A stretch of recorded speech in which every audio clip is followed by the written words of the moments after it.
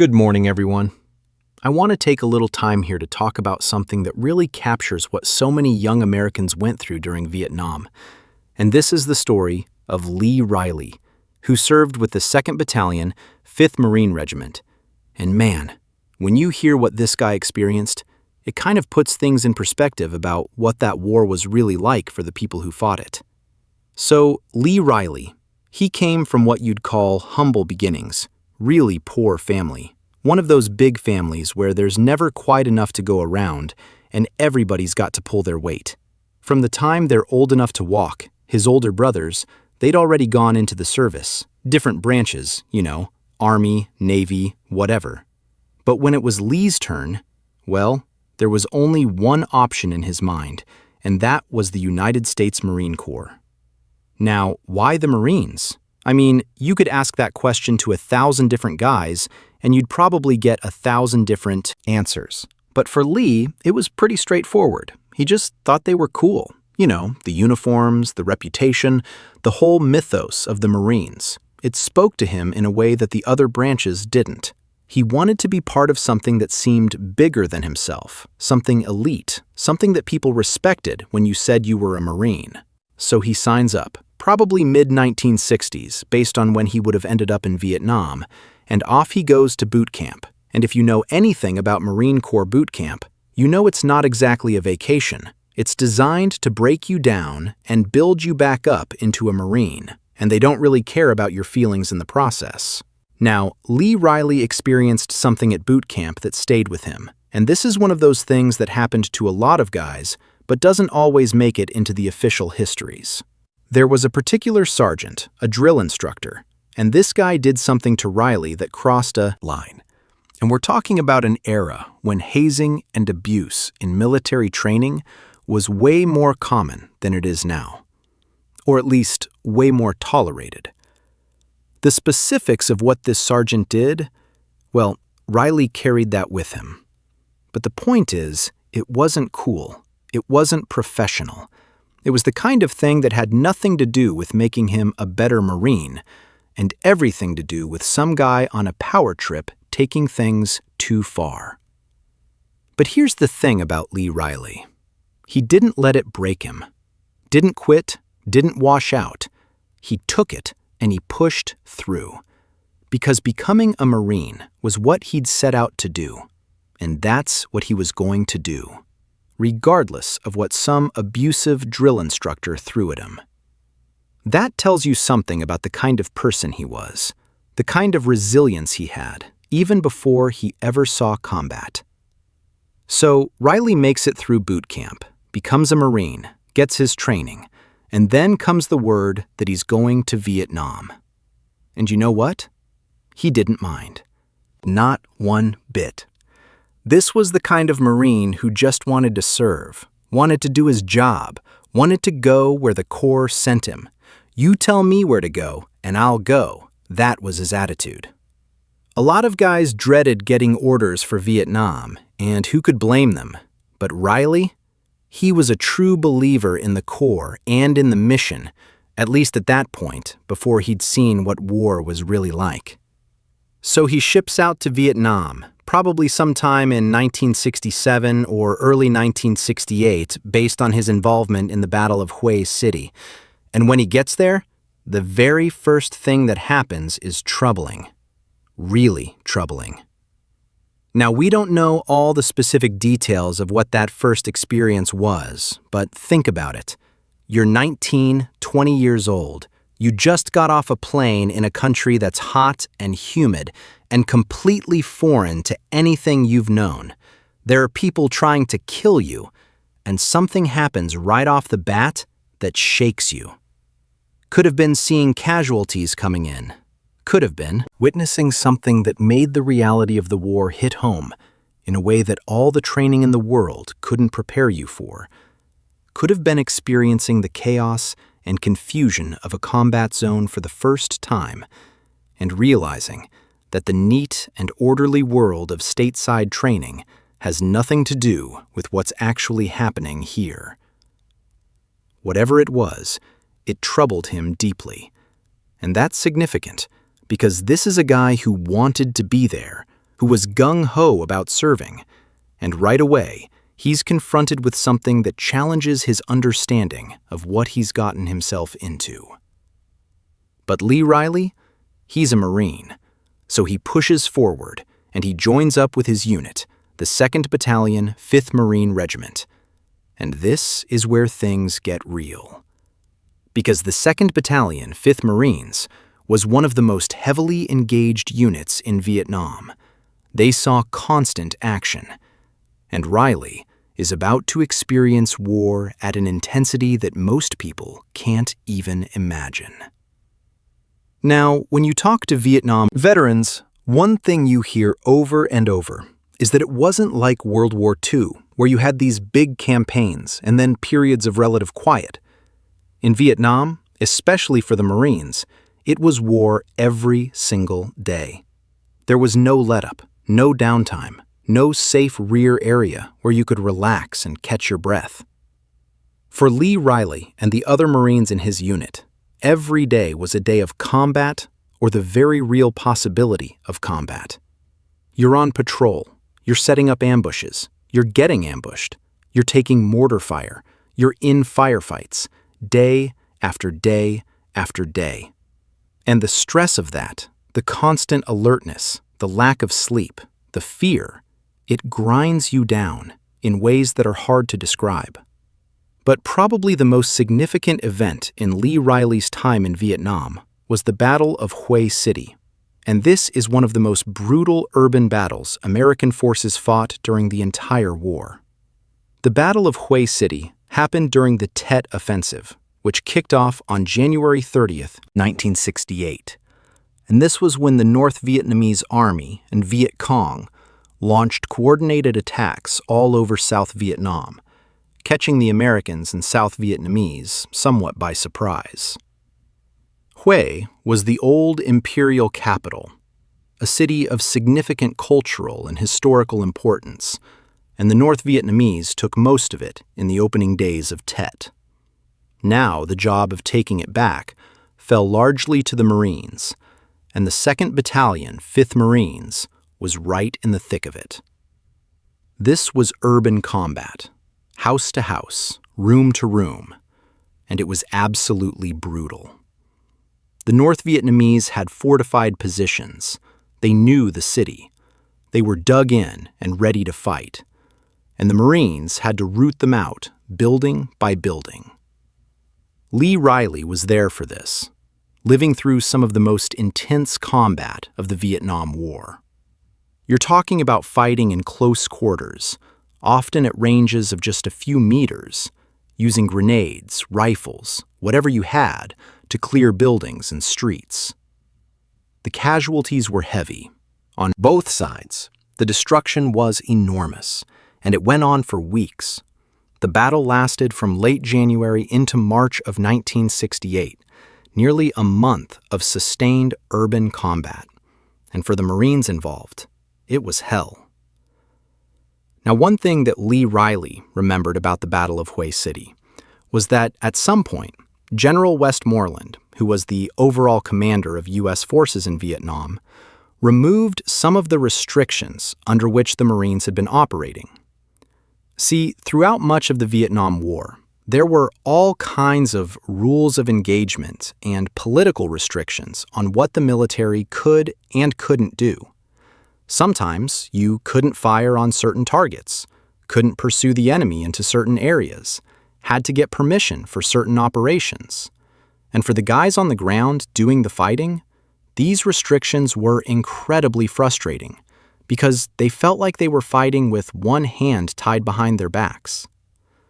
During Hue City, some of these restrictions were lifted, allowing the Marines to fight more effectively, to use heavier weapons, to be more aggressive in their tactics, and while it didn't make the battle any less brutal, it at least gave them more tools to work with. Riley recognized this at the time, understood that they were being allowed to actually fight the way they needed to fight to win, and that made a difference, even if the cost was still tremendously high. When the Battle of Hue City finally ended, The North Vietnamese had been pushed out, but the city was devastated. Thousands of civilians were dead. Hundreds of Marines had been killed or wounded. And the men who fought there were changed by the experience. Lee Riley survived it. But you don't walk away from something like that unchanged. The intensity of the combat, the losses, the things you see and do in urban warfare, it all leaves a mark. But his time in Vietnam wasn't over, not by a long shot. After his initial tour was winding down, Riley made a decision that surprises a lot of people when they hear about it. He extended for another 6 months in Vietnam. Now, why would anybody do that? You've survived combat, you've done your time, you could go home, and instead, you volunteer to stay longer in a war zone. Well, Riley had his reasons, and they made sense to him at the time. When he extended, the Corps made him an MP, a military policeman, for that 6-month period, and that suited him just fine.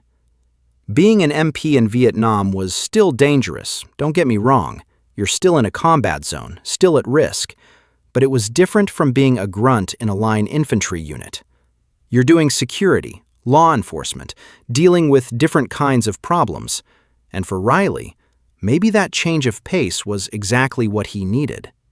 He'd been through the worst of the combat, had proven himself, had done his duty, and now he could serve in a different capacity for a while longer before going home. It was during this extended period as an MP that Lee Riley had an encounter that really made him think about what America was trying to do in Vietnam and whether it could actually succeed.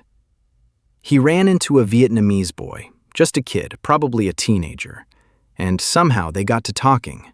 And this boy explained to him in pretty clear terms why he believed America would fail in Vietnam. Now, we don't know the exact words of this conversation, but we know it had the ring of truth to it. It resonated with Riley in a way that made him really consider what he was hearing. Think about what this kid might have said. He might have talked about how the Vietnamese had been fighting foreign invaders for centuries. First the Chinese, then the French, and now the Americans. And how they would keep fighting, no matter how long it took, because this was their country, and they weren't going to stop until the foreigners left. He might have talked about how the North Vietnamese and Viet Cong didn't need to win battles in the conventional sense. They just needed to outlast the American will to keep fighting, and time was on their side. He might have talked about how the South Vietnamese government was corrupt and unpopular and didn't have the support of the people in the way the communists did in many areas. He might have talked about how you can't tell who the enemy is, how your allies today might be your enemies tomorrow, how the Americans didn't understand Vietnamese culture or politics or what was really going on beneath the surface. Whatever he said, it made sense to Riley, and that's significant. Because here's a Marine who believed in the mission, who volunteered to extend his tour, and he's hearing from a Vietnamese kid that all of it is ultimately futile. And some part of him recognizes the truth in what he's hearing. That kind of realization, that moment of doubt about the larger purpose of what you're doing, it's something a lot of Vietnam veterans experienced at some point. And for Riley, it seems like this conversation with the boy was when it really hit home. Eventually, Riley's extended tour ends, and he rotates back to the States. But in a very real sense, Lee Riley is still not back from Vietnam, and he knew it from the moment he got home. When he returned, he went straight to the VA, the Veterans Administration, and he told them in no uncertain terms that he was not the same person who left. This is important. This is a guy who recognized that something fundamental had changed in him, that the war had broken something or damaged something or twisted something inside him, and he needed help. The PTSD, post-traumatic stress disorder, that was the big one, though back then they didn't call it that. They called it shell shock or combat fatigue or any number of other terms, but it was the same thing. The nightmares, the flashbacks, the hypervigilance, the inability to relax or feel safe, the anger, the emotional numbness, all of it. Riley had it. He knew he had it, and he was honest enough with himself and the VA to say so right away. But PTSD was just the beginning of his health problems. There was also Agent Orange, that herbicide the military sprayed all over Vietnam to defoliate the jungle and deny cover to the enemy. And it turned out to be incredibly toxic, causing cancer and all kinds of other health issues in the veterans who were exposed to it. Riley was exposed. Of course he was. You couldn't serve in Vietnam without being exposed to Agent Orange in some form. And now he's dealing with the health consequences of that exposure. Then there's the Camp Lejeune water contamination, and this is a whole other scandal that affected hundreds of thousands of Marines and their families. Marine Corps Base Camp Lejeune in North Carolina, where many Marines trained and were stationed between the 1950s and the 1980s, had drinking water that was contaminated with industrial solvents and other toxic chemicals. The contamination was known about for years, but not properly addressed, and the people living and working on that base were drinking poisoned water, bathing in it, cooking with it, and it caused all kinds of cancers and diseases and birth defects. Lee Riley, like so many other Marines of his era, was stationed at Camp Lejeune at some point, and he was exposed to that contaminated water. And now, that's another source of health problems, on top of everything else. So you've got PTSD from the combat, Agent Orange from Vietnam, Camp Lejeune water contamination from stateside, and all the related health issues that come from those exposures. Cancer, heart disease, diabetes, neurological problems. The list goes on.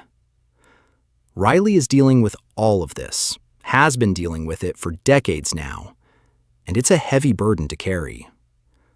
But there's something that gives him something to hold on to, something that helps him cope with all of it, and that's the reunions of his unit. The 2nd Battalion, 5th Marines, the guys he served with, they get together periodically, and for Riley, those reunions are incredibly important. There's something about being with the people who were there, who know what you went through, who understand without you having to explain, that's therapeutic in a way that nothing else is. At those reunions, you can talk about what happened or not talk about it. You can laugh about the absurd moments and be serious about the difficult ones. You can remember the guys who didn't make it, and you can see that you're not alone in your struggles. A lot of Vietnam veterans have talked about how they came home to a country that didn't want to hear about the war, that was divided over it, that sometimes blamed the soldiers for what happened, and they felt isolated and misunderstood. But at a unit reunion, you're with people who were there, who get it. And that sense of connection and understanding, it's powerful. For Lee Riley, those reunions with his fellow Marines from the 2nd Battalion, 5th Marines, they're a lifeline. A reminder that he was part of something, that what he did mattered, that the bonds formed in combat are real and lasting, and that he's not facing the aftermath of Vietnam alone. You know, when you look at Lee Riley's story, you're looking at the story of so many Vietnam veterans. Guys who went because their country called, or because they believed in something, or just because that's what young men did in those days. They served, they fought, they came home, and they've been dealing with the consequences ever since. Riley went through some of the worst combat of the war at Hue City. He saw what urban warfare looks like. He experienced the daily grind of combat operations. And then he voluntarily extended to keep serving, even after he'd done his time. That tells you something about his dedication, his sense of duty. But the war didn't end when he left Vietnam. It continued in the form of PTSD, Agent Orange, Camp Lejeune water contamination. All these things that the government and the military exposed veterans to, sometimes knowingly. And the veterans are the ones who pay the price with their health and their lives. Riley's story is one of service and sacrifice, but it's also a story about the cost of war that extends far beyond the battlefield, the cost that veterans and their families carry for the rest of their lives. The reunions, the connections with his fellow Marines, that's what helps him hold on. That's what gives him a sense of continuity and purpose and belonging when everything else feels uncertain or painful. The 2nd Battalion, 5th Marines has a long and distinguished history, going back to World War I, fighting in World War II, Korea, Vietnam, and more recent conflicts. The Marines who served in that unit in Vietnam were part of that tradition, and they fought with courage and skill under incredibly difficult circumstances. The Battle of Hue City, in particular, stands as one of the most significant engagements in Marine Corps history. A brutal urban battle that tested the Marines to their limits and beyond. Lee Riley was there for it, was part of it, and he carries that experience with him always. But he also carries the knowledge that the war he fought, the sacrifices he and his fellow Marines made, didn't end the way anyone hoped. The conversation with that Vietnamese boy, the one who explained why America would fail, turned out to be prophetic in a way. The United States eventually withdrew from Vietnam, the South Vietnamese government fell, and the Communists won. For veterans like Riley, who gave so much and lost so much, that outcome has to be particularly difficult to reconcile. You fight and bleed and watch your friends die, and in the end, the mission fails. The country you were trying to save falls anyway, and you're left to wonder what it was all for. But here's the thing, and this is important to understand. The fact that the war ended the way it did doesn't diminish what Lee Riley and the other Marines of the 2nd Battalion, 5th Marines did. They answered the call, served with honor, they fought with courage, and they did everything that was asked of them, and more. The failure of the Vietnam War was a failure of strategy, of policy, of political will, not a failure of the men who fought it. Riley and his fellow Marines did their jobs. They held up their end, and the fact that the larger mission failed is not on them. That's something that Vietnam veterans have had to grapple with for decades now. The sense that their sacrifice was wasted or meaningless because the war was lost. But that's not the right way to look at it. Their service meant something. The bonds they formed meant something. The courage they showed meant something, even if the outcome of the war itself was disappointing and tragic. The health issues that Riley faces, the PTSD, the Agent Orange, the Camp Lejeune water contamination, these are the continuing costs of that service. The government sent him to war, exposed him to all kinds of hazards without proper protection, warning, and now he's living with the consequences. That's true for thousands and thousands of Vietnam veterans, and it's something we as a country have an obligation to address, to take care of the people we sent into harm's way and who are still suffering from it decades later. The VA has made progress over the years in recognizing and treating these issues, but there's still a long way to go. Still too many veterans who aren't getting the care and support they need. Riley went straight to the VA when he got back and told them he wasn't the same person. That takes a lot of courage and self-awareness to do that, to admit you need help. And hopefully, the VA has been able to provide at least some of what he needs. The story of Lee Riley is ultimately a story about an ordinary American from a poor family who decided to be extraordinary by becoming a Marine. He went through the crucible of boot camp, survived the abuse of a particular sergeant, deployed to Vietnam with a willing heart, experienced the reality of combat in all its brutality and chaos, fought through the Battle of Hue City, extended his tour as an MP, came home knowing he was changed, and has spent the rest of his life dealing with the aftermath while finding solace and connection in the reunions with his fellow Marines. That's a lot to carry, a lot to live through, and the fact that he's still here, still connecting with his brothers in arms, still dealing with everything as best he can, that speaks to a resilience and strength that's worthy of respect and recognition. These are the kinds of stories that don't always get told. The stories of individual service members who weren't famous generals or Medal of Honor recipients, just regular guys who did their jobs under extraordinary circumstances and paid a heavy price for it. But these stories matter. They matter a great deal because they're the real story of war. The story of what it's like for the people who actually fight it and live with it for the rest of their lives.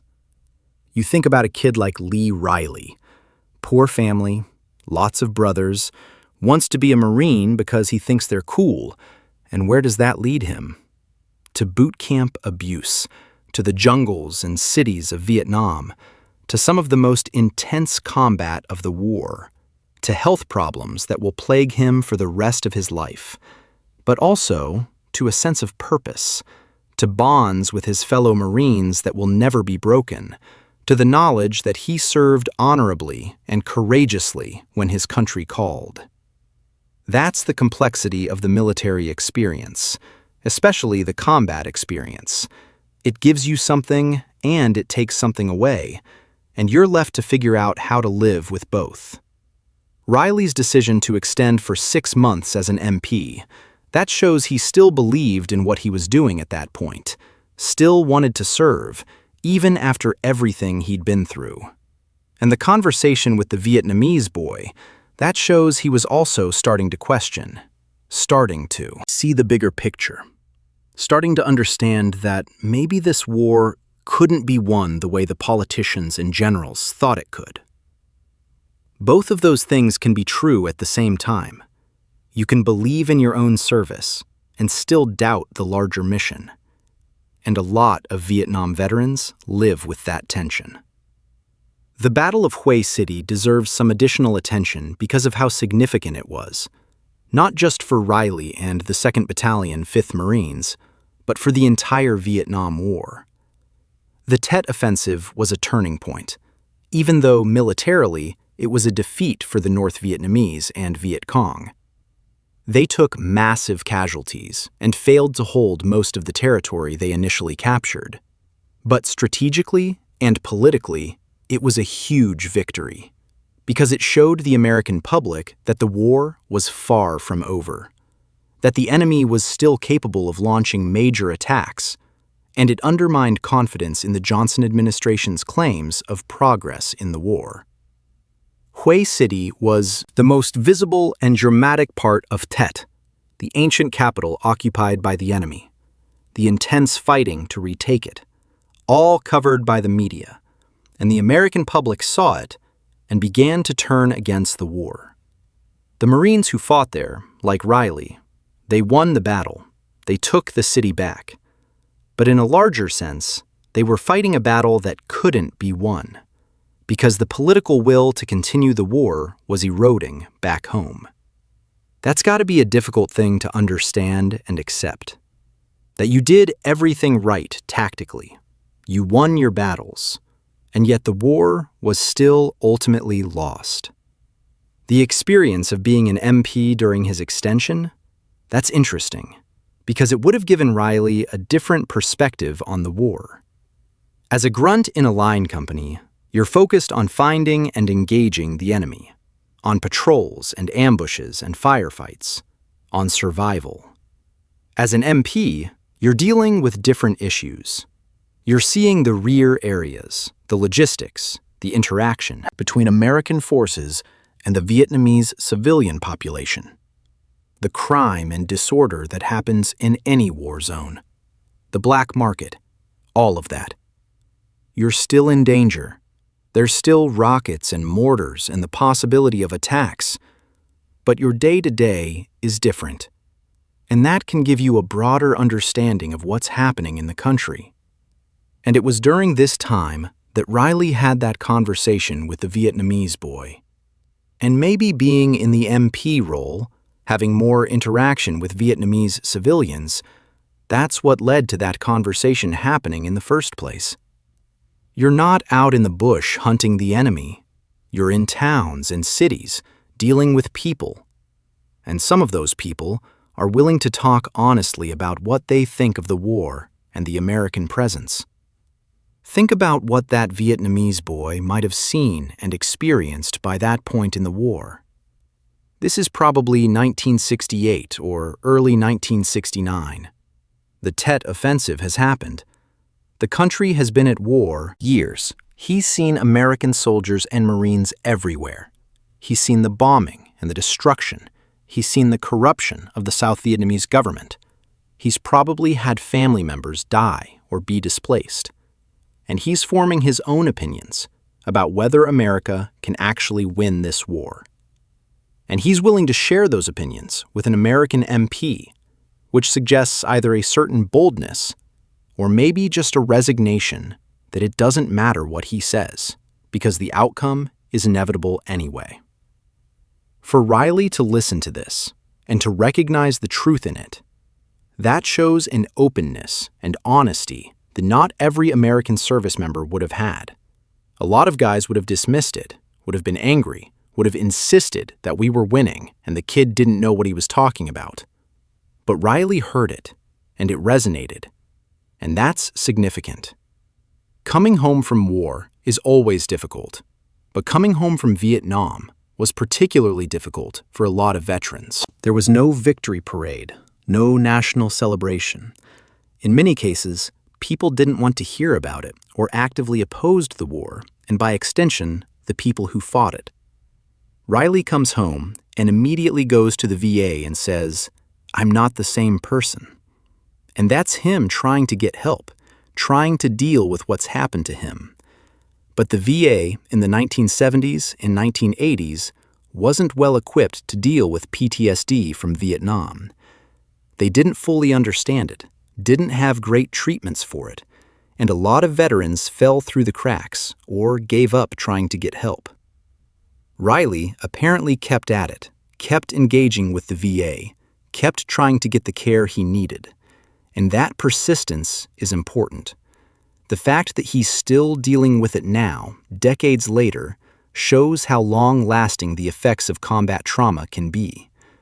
It's not something you just get over or move past. It's something you learn to live with and manage as best you can. The Agent Orange issue? That's a whole tragedy in itself. The military sprayed millions of gallons of this herbicide over Vietnam, knowing it was toxic, but not fully understanding or caring about the long-term health effects. The veterans who were exposed are now dealing with cancers, heart disease, diabetes, Parkinson's disease, and a whole range of other conditions that are linked to Agent Orange exposure. The VA resisted for years acknowledging the connection, fought against compensating veterans, and it took decades of advocacy and research before they finally started to provide proper benefits for Agent Orange-related illnesses. Riley is one of the many veterans who has to deal with this, who has to wonder whether every health problem he develops is related to that exposure, who has to fight with the VA to get treatment and compensation. And the Camp Lejeune water contamination? That's another example of the military exposing its own people to toxic substances and then being slow to acknowledge and address the problem. These aren't abstract issues. These are real health problems affecting real people who serve their country and deserve better. The unit reunions, those are so important for maintaining connection and finding meaning in the experience. When you've been through combat with someone, there's a bond that's hard to explain to people who haven't experienced it. You trusted each other with your lives. You saw each other at your worst and your best. You share memories and experiences that no one else can fully understand. And that creates a connection that lasts. For Vietnam veterans who often felt isolated and misunderstood when they came home, those connections with fellow veterans are incredibly valuable. The reunions of the 2nd Battalion 5th Marines give Riley a place where he belongs, where he's understood, where he can be himself without having to explain or justify. And that's therapeutic in a way that formal treatment often isn't. It's not that you sit around talking about the war all the time at these reunions. Sometimes you do, and sometimes you don't. But just being with people who were there, who know, that's enough. Lee Riley's story is one American's Vietnam War experience. But it reflects the experiences of hundreds of thousands of veterans. The poor kid who joins the military looking for opportunity or purpose, or just because it seems like the right thing to do. The boot camp experience that's designed to be difficult, but sometimes crosses the line into abuse. The deployment to a war zone with enthusiasm, or at least acceptance. The reality of combat that exceeds anything you imagined. The daily grind of operations, the constant danger, the losses, the moments of doubt about the larger mission, the decision to keep serving even when you could leave, the return home as a changed person, the decades of dealing with physical and psychological wounds, the connections with fellow veterans that help you make sense of it all. That's the pattern, and Riley's story fits it. And in telling his story, we're also telling the story of a generation of veterans who served in a controversial and ultimately unsuccessful war, but who nonetheless served with honor and courage, and deserve to be remembered and respected for that. You know, there's something particularly poignant about the fact that Riley recognized immediately upon returning that he wasn't the same person. A lot of veterans don't have that self-awareness, or are in denial about how much they've changed. But Riley knew, and he was willing to admit it and seek help. That takes strength, and it probably saved his life, or at least made his life more bearable than it might have been otherwise. The PTSD, the health issues from Agent Orange and Camp Lejeune, those are all challenges that would break a lot of people. But Riley has kept going, kept fighting in a different way, kept showing up to those unit reunions and maintaining those connections. That's the resilience that the Marine Corps tries to instill in its mouth. People. The ability to keep going no matter what. And Riley has demonstrated that throughout his life, from boot camp through combat, through the long struggle of dealing with the aftermath. The 2nd Battalion, 5th Marines, has continued to serve since Vietnam, deploying to Iraq and Afghanistan in more recent years. And the Marines who serve in it now are part of the same tradition that Lee Riley was part of. That continuity matters. The sense that you're part of something that extends beyond your own service, that has a history and a legacy. Riley and his fellow Vietnam veterans are now the old guys, the ones who fought in the war that the younger Marines have only read about. But they're still connected to the unit and to each other, and that connection gives meaning to experiences that might otherwise feel meaningless or futile. War is ultimately about people, about the individuals who fight it and live through it and carry it with them. And Riley's story reminds us of that human dimension that can get lost when we talk about strategy and politics and outcomes. The conversation with the Vietnamese boy, the one who explained why America would fail, that's one of those moments of truth that a lot of veterans experienced in Vietnam, but that doesn't fit neatly into the narrative of the war.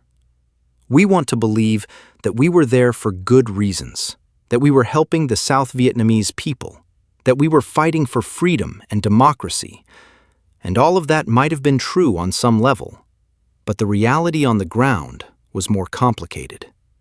The South Vietnamese government was often corrupt and unpopular.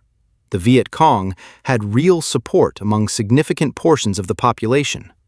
The Americans didn't understand the culture or the politics, and the North Vietnamese were willing to fight for as long as it took because they saw it as a war of national liberation. That Vietnamese boy understood this in a way that a lot of American policymakers didn't or wouldn't. And Riley, to his credit, was willing to listen and consider what he was hearing, even though it challenged his assumptions about what they were doing there. Riley's decision to extend, that's worth thinking about.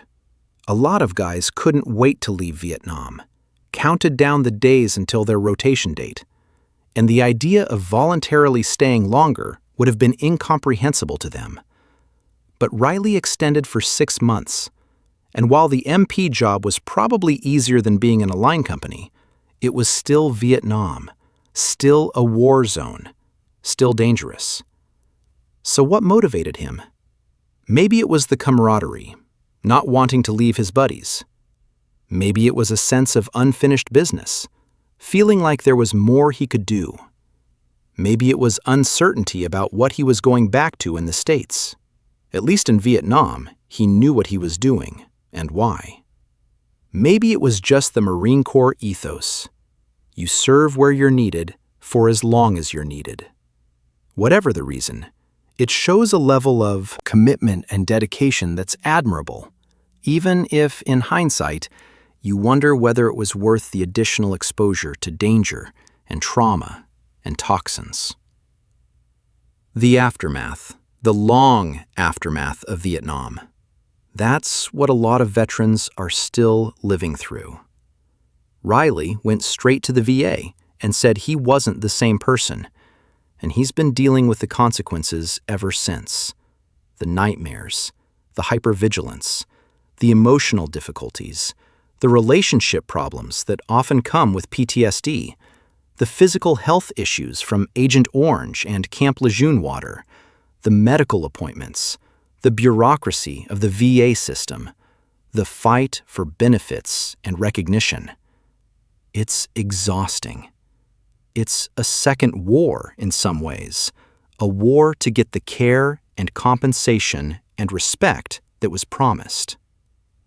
And through it all, the reunions with the unit, seeing the guys who were there, sharing the memories and the grief and the pride. That's what keeps him connected to something larger than his own struggles.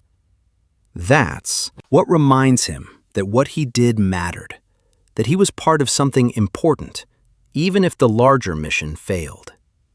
Before we close out, I just want to take a moment and think about what Lee Riley's story represents and why it matters that we remember stories like this. Riley was a regular American, came from nothing, wanted to be a Marine, went to Vietnam, fought in some of the worst combat of the war, came home damaged but not destroyed, and has spent his life since then dealing with the consequences while maintaining his connections to the men he served with. He's not famous. You won't find his name in history books. There are no monuments to him. But his service and his sacrifice and his struggle are real and meaningful and deserve to be honored. There were hundreds of thousands of Lee Rileys in Vietnam, young men who went because their country called, or because they believed in something, or just because that's what you did. And they fought and bled and died and came home, changed, and many of them are still fighting battles against PTSD and Agent Orange, in the indifference or hostility of a society that wanted to forget about Vietnam. We owe it to them to remember, to tell their stories, to acknowledge what they went through and what they continue to go through. The reunions of the 2nd Battalion, 5th Marines, where Riley finds connection and meaning, those are sacred spaces in their own way, places where the truth of the experience is honored and the bonds forged in combat are maintained. And as long as those reunions happen, as long as those veterans gather and remember together, their service continues to mean something, continues to matter. Whether you supported the Vietnam War or opposed it, whether you think it was necessary or tragic, the men who fought it deserve our respect and our support. And Lee Riley's story is a reminder of that fundamental obligation we have to the people we send to war.